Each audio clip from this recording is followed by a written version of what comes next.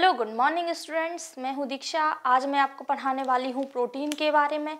Protein हमारे शरीर में पाए जाने वाला एक प्रकार का जटिल पदार्थ होता है जो हमारे शरीर में मृत रूप में पाया जाता है। हमारे बालों में, नाखूनों में प्रोटीन पाया जाता है। इसके अलावा पशुओं के सींगों में, पक्षियों के पंखों में भी प्रोटीन पाया जाता है। अब हम देखते हैं कि प्रोटीन का निर्माण किन पदार्थों से होता है। तो प्रोटीन का निर्माण होता है कार्बन प्लस हाइड्रोजन, ऑक्सीजन और नाइट्रोजन। इन चार पदार्थों से मिलकर प्रोटीन का निर्माण होता है। कौन कौन से? कार्बन, हाइड्रोजन, ऑक्सीजन और नाइट्रोजन। ठीक है। प्रोटीन है वो कैसा पदार्थ होता है? जटिल पदार्थ होता है। और प्रोटीन कहाँ कहाँ पाया जाता है? यह पाया जाता है बालों में, नाखूनों में, पंखों में, सींग में। ये सब काय के बने होते हैं? प्रोटीन से मिलकर बने होते हैं। प्रोटीन जो शब्द है ये है एक ग्रीक भाषा का शब्द है जो कि प्रोटियोज शब्द से मिलकर बना होता है। किस शब्द से मिलकर बना होता है? प्रोटियोज।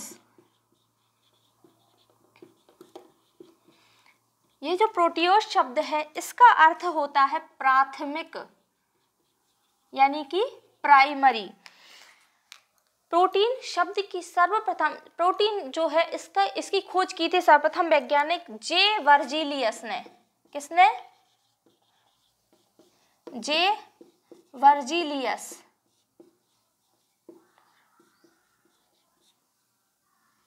वैज्ञानिक जे वर्जीलियस ने बताया था कि प्रोटीन एक प्रकार का जटिल पदार्थ है जो कि कार्बन, हाइड्रोजन, ऑक्सीजन और नाइट्रोजन के द्वारा निर्मित होता है।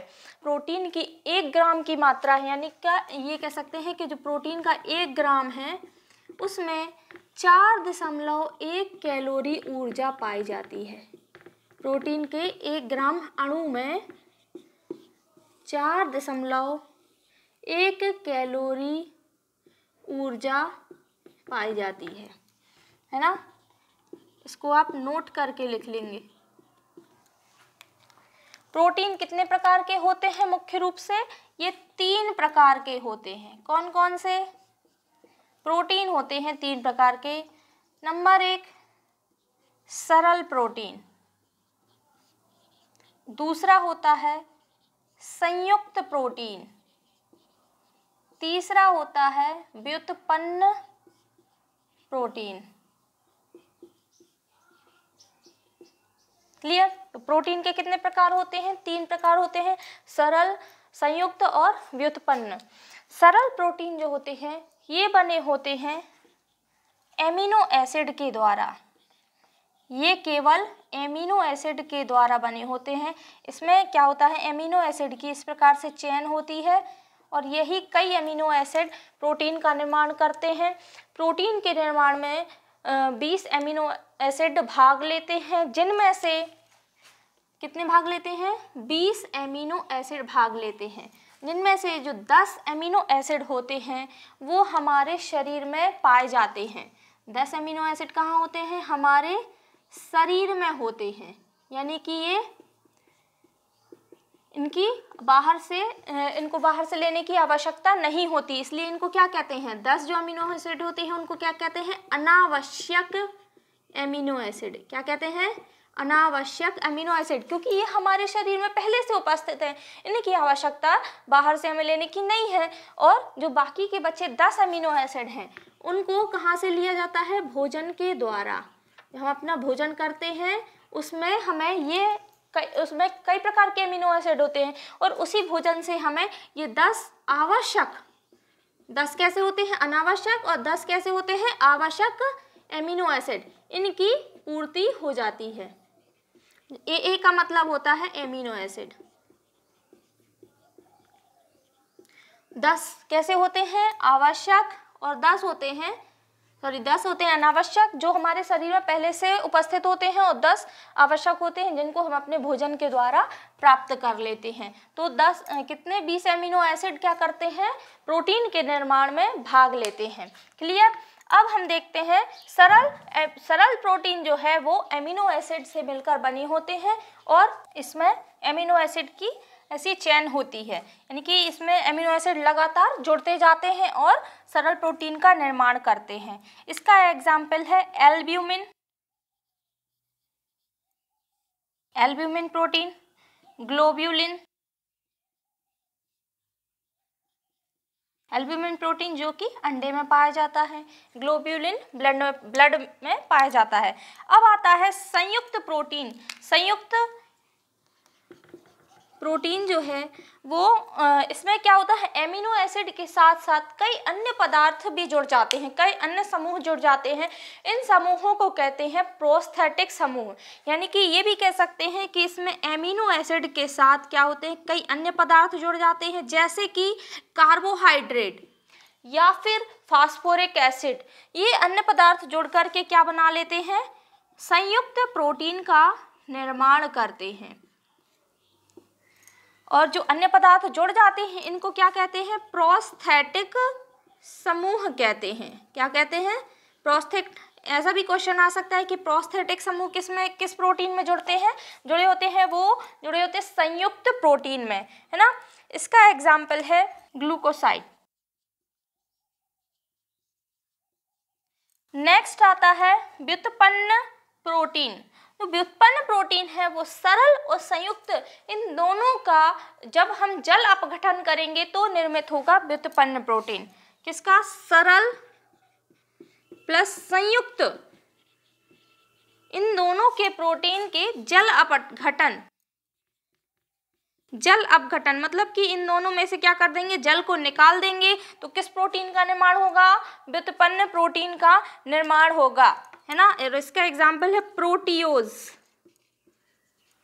प्रोटियोज एक प्रकार का व्युत्पन्न प्रोटीन है, क्योंकि इसमें से जल इन दोनों का क्या कर देते हैं, जल अपघटन कर देते हैं, है ना। अब प्रोटीन जो है वो क्या करता है, इसका अपने आप में स्ट्रक्चर में चेंज कर लेता है। अगर जो सरल प्रोटीन है इसका हम जल अपघटन करेंगे तो कई हमें एमिनो एसिड प्राप्त होते हैं, है ना, क्योंकि ये क्या होता है, कई एमिनो एसिड की लंबी श्रृंखला से मिलकर बना होता। तो प्रोटीन की हम क्या देखेंगे, प्रकार देखेंगे।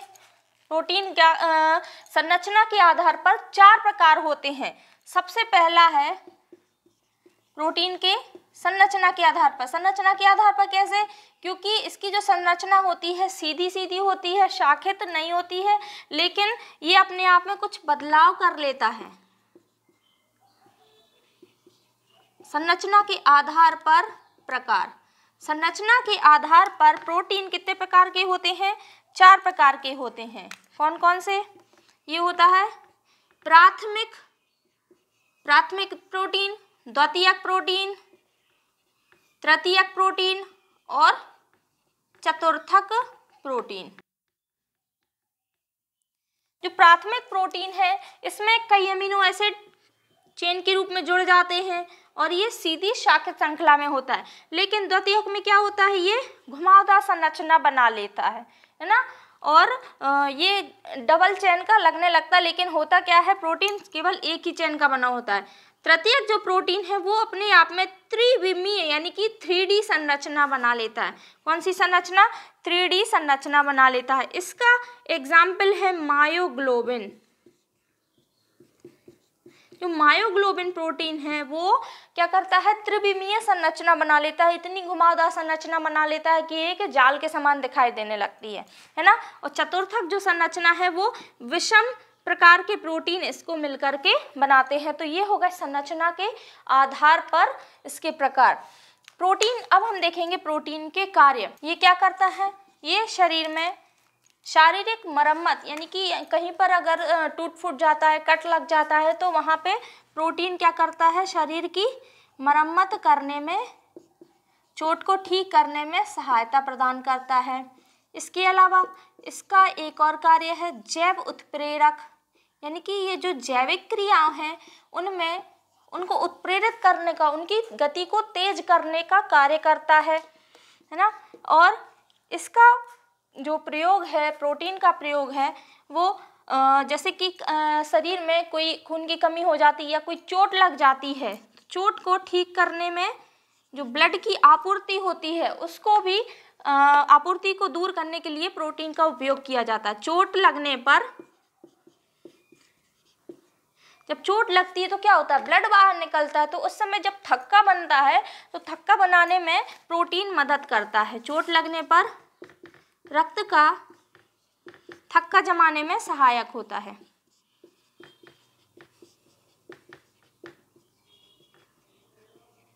इसके अलावा कंडक्शन यानी कि संवहन के कार्य में भी प्रोटीन इम्पोर्टेंट है, यानी कि ये क्या करता है, संवहन का कार्य करता है। कुछ आनुवांशिक क्रियाओं में भी प्रोटीन भाग लेता है।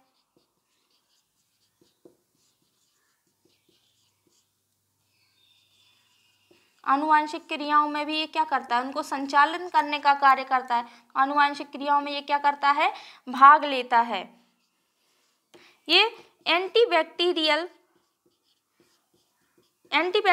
की तरह भी कार्य करता है। जब चोट लग जाती है तो वहाँ पे इन्फेक्शन को रोकने में भी सहायक होता है। कौन, प्रोटीन, है ना। और शरीर को क्या करता है, ऊर्जा प्रदान भी करता है। जब आवश्यकता पड़ जाती है तो ऊर्जा प्रदान करता है।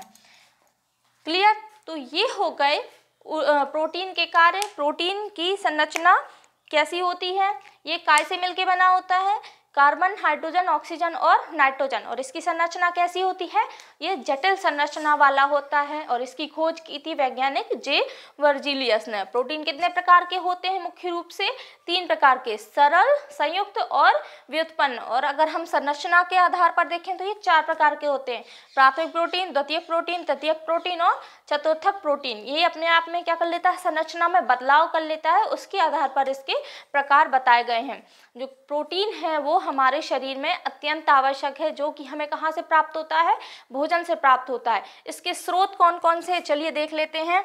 प्रोटीन के स्रोत ये हमें शाकाहारी भोजन में, जैसे कि दालें हैं, उड़द, मूंग दाल, है ना, इन सब में होता है। इसके अलावा सोयाबीन में सबसे ज़्यादा प्रोटीन पाया जाता है। सबसे ज़्यादा प्रोटीन हमें रिच प्रोटीन कहाँ से मिलेगा, सोयाबीन से, है ना। तो सोयाबीन ऊर्जा का सबसे ज़्यादा स्रोत है, क्योंकि इसमें सबसे अधिक मात्रा में प्रोटीन होता है, रिच प्रोटीन। इसके अलावा अगर हम मांसाहारी भोजन देखें, और इसके अलावा शाकाहारी में राजमा भी है, राजमा में भी प्रोटीन पाया जाता है। मांसाहारी में यदि हम देखें तो मांस, मछली, इन सब में क्या होता है, प्रोटीन पाया जाता है। दूध में भी प्रोटीन बहुत अधिक मात्रा में पाया जाता है, ये शाकाहारी के अंतर्गत आ जाएगा। क्लियर। तो ये इसके हो गए स्रोत, कौन कौन से, मूंग दाल, उड़द दाल, सोयाबीन, राजमा, दूध, इन सब में प्रोटीन पाया जाता है। मांसाहारी में मांस, मछली, इन सब में क्या होता है, प्रोटीन की मात्रा पाई जाती है। तो स्टूडेंट्स, यहाँ पर हमारा ये टॉपिक क्लियर होता है। उम्मीद है आपको पसंद आया होगा। चैनल को लाइक कीजिए, शेयर कीजिए, सब्सक्राइब कीजिए। Thank you. Thanks for watching the video. कृपया वीडियो को लाइक, शेयर एंड सब्सक्राइब कीजिए। अगला लेक्चर जल्द ही लेके आएंगे। तब तक नोट्स बनाइए, रिवीजन कीजिए और अच्छे से पढ़ते रहिए। Thank you.